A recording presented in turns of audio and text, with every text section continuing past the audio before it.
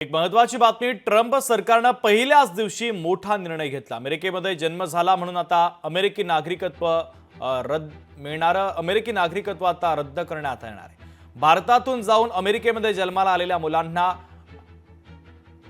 अमेरिकी पासपोर्ट दिला होता। ट्रम्प यांच्या म्हणण्यानुसार असा निर्णय घेणारा अमेरिका एकमेव राष्ट्र आहे। ट्रम्प यांच्यामुळे आता भारतीयांची डोकेदुखी वाढलेली आहे।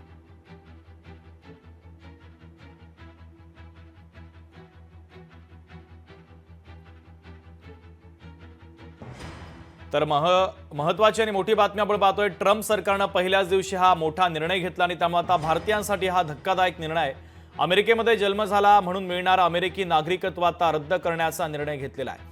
आंतरराष्ट्रीय विषयांचे अभ्यासक शैलेंद्र देवळानकर सर आपल्याशी जोडले जात आहेत। त्यांच्यासोबत आपण सविस्तर ट्रम्प यांच्या निर्णयासंदर्भातली चर्चा करूया।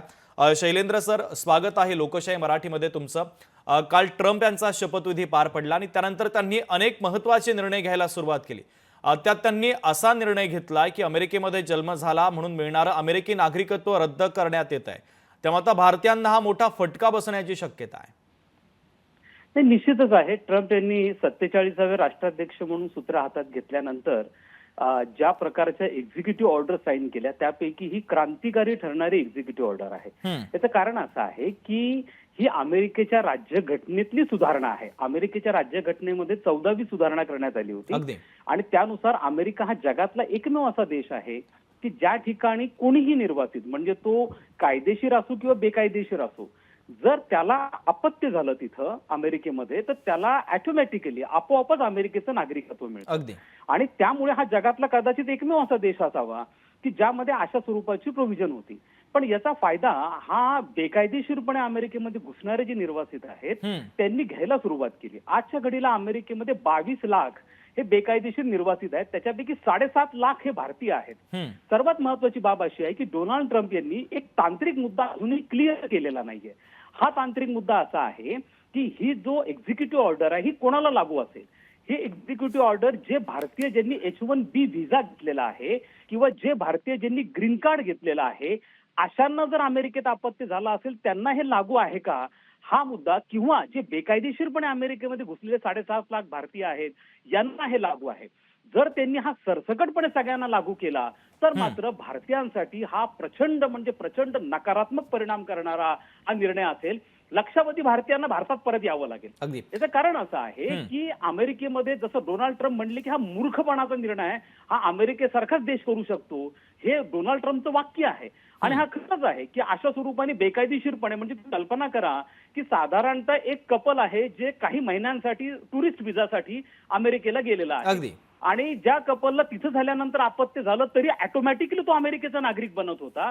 अशा लोकांनी, अनेक लोकांनी फायदे घेतले। कॅनडामधनं बेकायदेशीरपणे अमेरिकेत आले, मेक्सिकोमधनं बेकायदेशीरपणे अमेरिकेत आले, तिथं विवाह केला किंवा विवाह करून गेले आणि तिथं अपत्याला जन्म घातला आणि त्याच्यामुळे त्यांना अमेरिकेचं नागरिकत्व मिळालं। त्यामुळे हा बर्निंग टॉपिक होता। गेल्या अनेक वर्षांपासून याच्यावर चर्चा चालू होती पण हिंमत कोणी करत नव्हतं, ती डोनाल्ड ट्रम्प यांनी केलेली आहे।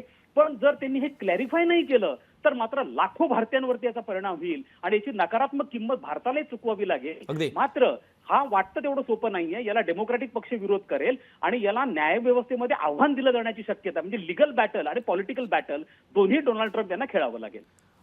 अगदी शैलेंद्र सर, यामध्ये एक महत्त्वाचा मुद्दा उपस्थित होतो की डोनाल्ड ट्रम्प यांचं जे प्राधान्य आहे ते त्यांच्या राष्ट्राला नेशन फर्स्ट अशी देखील संकल्पना त्यांनी समोर आणलेली आहे। त्याचा देखील आपल्यावर परिणाम होईल का? हे बघा, निश्चितपणे आहे। तर कारण असं आहे की त्यांनी निवडणूक कशाच्या आधारावर जिंकली, त्यांनी निवडणूक जिंकली हे आव्हान करून, to make America great again किंवा अमेरिका फर्स्ट। आता अमेरिका फर्स्टचा अर्थ काय होतो की अमेरिकेची आर्थिक पुनर्रचना करणं। अमेरिकेच्या आर्थिक पुनर्रचनेमध्ये एक सगळ्यात मोठी समस्या आहे की अमेरिका हा निर्वासितांचा देश म्हणून मानला जातो, ज्याला मेल्टिंग पॉट असं म्हणतात। जगभरातले निर्वासित अमेरिकेत गेले आणि त्यांनी अमेरिकेला मोठं बनवलं, त्यामुळे अमेरिका निर्वासितांसाठी सेफ हेवन हा मानलं जातं। मात्र आता असं झालंय की स्थानिकांमध्ये ह्या निर्वासितांच्या विरुद्धचा रोष जो आहे तो प्रचंड वाढतो आहे आणि याच रोषाचा फायदा डोनाल्ड ट्रम्प यांनी घेतला होता।